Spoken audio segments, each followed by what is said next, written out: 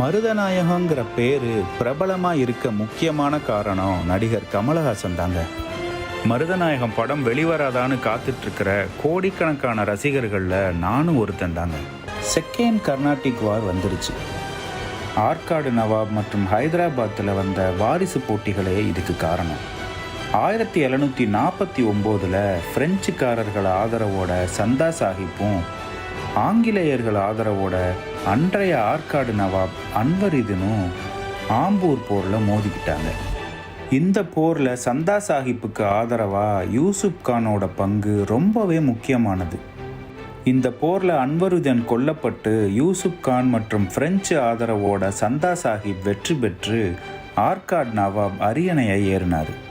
அன்வருதீன் கொல்லப்படவே அவருடைய மகன் முகமது அலி திருச்சிக்கு தப்பிச்சு போயிட்டார். இது ஆங்கிலேயர்களுக்கு பெரும் பின்னடைவாக போச்சு. இந்த போர் மூலமாக யூசுப் கானுக்கு சந்தா சாஹிப் அறிமுகம் கிடைச்சிது.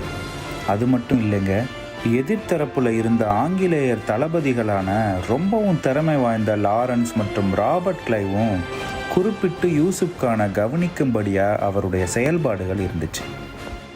ஆற்காடு நவாபா பட்டம் சூடிக்கிட்ட சந்தா சாஹிப் முகமது அலியை கொல்ற வரைக்கும் இந்த வெற்றி நிரந்தரம் இல்லைன்னு புரிஞ்சுக்கிட்டாரு.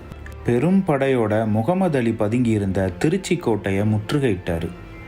இப்படி பிரெஞ்சு மற்றும் சந்தா சாஹிப் கூட்டுப்படையோட கை ஓங்கி இருந்த சமயம் யாரும் எதிர்பாராத விதமாக மெட்ராஸிலிருந்து ராபர்ட் கிளைவ் தலைமையில் 200 ஆங்கிலேயர்கள் மற்றும் 300 இந்திய சிப்பாய்கள் கொண்ட சின்ன படையை வச்சு ஆற்காடு நவாபை தாக்குனார். எதிர்பாராத இந்த தாக்குதல் ஆற்காடுக்கு பேரதிர்ச்சியை தந்தது. ஒரு பெரிய படையை திரட்டிட்டு வந்த மாதிரியான தோற்றத்தை ஏற்படுத்தி ஆற்காடு கோட்டையில் இருந்த சந்தா சாஹிப் படைகளை செதறி ஓட செஞ்சார். இப்படி ஒரு தோட்டா கூட செலவு செய்யாமல் ஆற்காடு கோட்டையை ராபர்ட் கிளைவ் கட்டுப்பாட்டுக்கு கொண்டு வந்துட்டார்.